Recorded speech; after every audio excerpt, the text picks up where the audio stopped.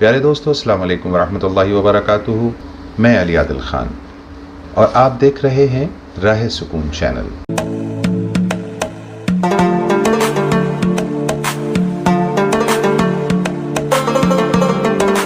दोस्तों, रूह की ग़िज़ा प्रोग्राम में आपका खैर मक़दम है।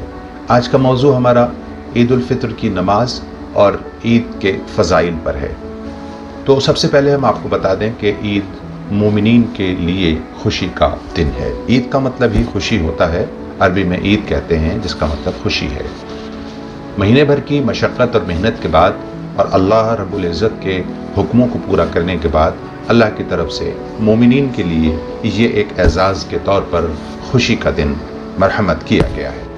दोस्तों, इस सिलसिले में बहुत सारी अहादीस मौजूद हैं। सुनन इब्न माजा की हदीस नंबर 1782 है, जिसमें अल्लाह के रसूल सल्लल्लाहु अलैहि वसल्लम फरमाते हैं, जो ईदैन की रातों में क़याम करता है, यानी ईद उल फित्र और ईद उल अज़हा की रातों में, इसका दिल न मरेगा जिस दिन लोगों के दिल मरे हुए होंगे, यानी क़यामत के दिन, रोज़े महशर के दिन। उस दिन लोग मायूस होंगे, उनके दिल डूबे हुए होंगे, दिल मरे हुए होंगे। लेकिन आज की रातों में, यानी लैलतुल जायज़ा में, जो ईद से पहले वाली रात होती है, जिसको चांद रात कहते हैं, उस दिन जो लोग इसमें अल्लाह की इबादत में मसरूफ़ होते हैं या कुछ नवाफिल और इबादत करते हैं, उनके दिल मरे हुए नहीं होंगे। ये अल्लाह से मांगने का दिन है।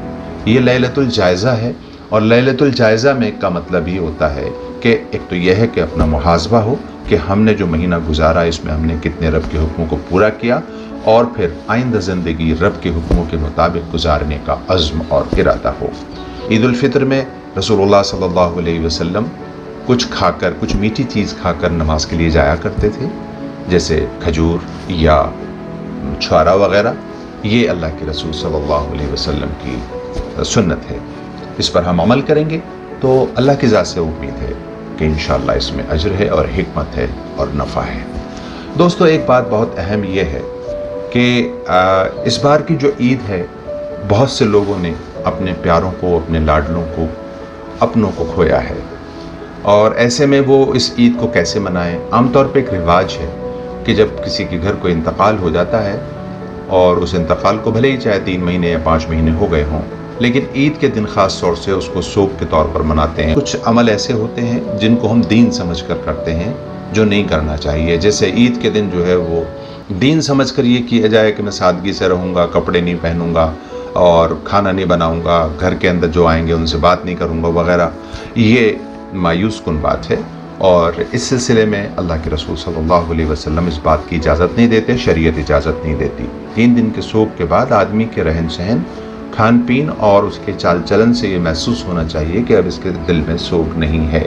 जब अल्लाह और अल्लाह के रसूल ही ये बात कह रहे हैं तो हम कौन होते हैं अपने मिजाज को और अपने दिल को अफसुर्दा रखने वाले लोग। हालांकि पहले भी मैंने अर्ज़ किया, बाद में फिर अर्ज़ कर रहा हूँ, इंसान का दिल जिसके घर से लाल चले जाते हैं या चला जाता है या चली जाती है, तो जाहिर है कि उनके दिल अफसुर्दा होते हैं। जो खुशी अल्लाह तबारक व तआला ने मोमिनीन के लिए ये रखी है, उसको खुशी के तौर पर ही हम मनाएं। एक रिवाज ये है कि जिसके घर मौत होती है उसके घर लोग, पड़ोसी, रिश्तेदार खाने लेकर आते हैं, कपड़े लेकर आते हैं, और वो ये कहते हैं भाई उसके यहाँ तो मौत हुई हुई है, चलो खाना हम लेकर चलते हैं, उनके बच्चों के लिए कपड़े लाते हैं। ये सब गैर शरई है और नाजायज़ अमल है। इससे बचने की कोशिश की जाए।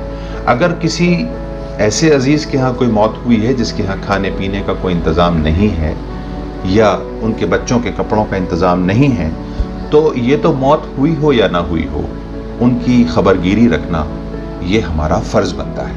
ये तो हर हाल में करना है।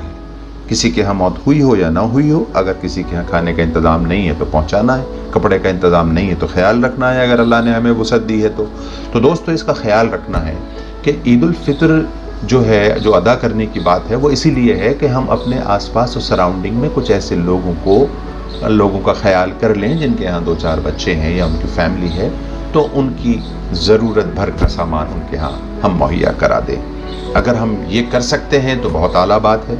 लेकिन जिस घर में मौत हुई है वो वुसअत रखता है, मालदार है, تو اس کے ہاں کھانے لے جانا، اس کے ہاں کپڑے لے جانا، یہ غیر شرعی عمل ہے، اس کی اجازت شریعت نہیں دیتی ہے۔ اس سے پھر دوسری چیزیں پنپتی ہیں جو انسان کو غلط راستے کی طرف لے جاتی ہیں۔ بہتر یہ ہوگا کہ یہ جو کھانا ہم اپنے ان عزیزوں کے ہاں لے جا رہے ہیں جن کو ضرورت اس کھانے کی نہیں تھی، اور اس کو ہم دین سمجھ کر ان کے ہاں پہنچا رہے ہیں، بلا ضرورت پہنچا رہے ہیں جبکہ وہ وسعت رکھتے ہیں، مالدار ہیں، تو اس کھانے کو ہم غربا اور مساکین میں ایصال ثواب کی نیت سے دے دیں تو یہ افضل ہوگا اور بہتر ہوگا۔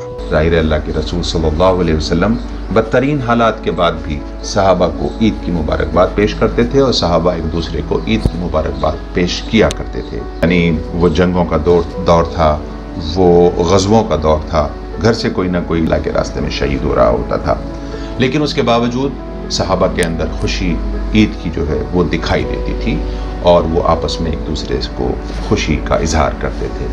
دوستو، ایک خاص بات یہ اور اس سلسلے میں ہے کہ چونکہ لاک ڈاؤن ہے، تمام دیش کے اندر ایک ساتھ لوگوں کا اکٹھا ہونے پر پابندی ہے۔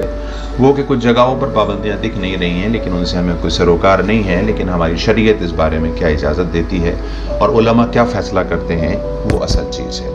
علماء کی طرف سے اس بارے میں جو کچھ بھی گائیڈ لائنز جاری ہوئی ہیں ملک کے قانون کے حساب سے، اس کو فالو کریں، اور گھروں میں 2 رکعت یا 4 رکعت نماز نفل ادا کرنے کی کوشش کریں۔ بھیڑ لگانا، گلے ملنا، شور و شغف کرنا، یہ ویسے بھی غیر مناسب بات ہے، اور ہمارا کوئی بھی تہوار یا کوئی بھی خوشی جو ہے وہ کسی دوسرے کو تکلیف دے کر نہیں منائی جاتی ہے، بلکہ اسلام کی یہ خوبی ہے، اسلام کی یہ خصوصیت ہے، اور اس کی یہ شان ہے کہ وہ اپنی ہر خوشی کو انسانوں کی خوشی کے ساتھ مناتا ہے۔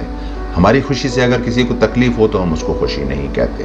تو اس وقت جو بھی حالات ہیں، ان حالات کے پس منظر میں علماء کی دی ہوئی گائیڈ لائنز کو فالو کریں، اور جو ملک میں اس وقت لاک ڈاؤن ہے اس کو بھی فالو کریں۔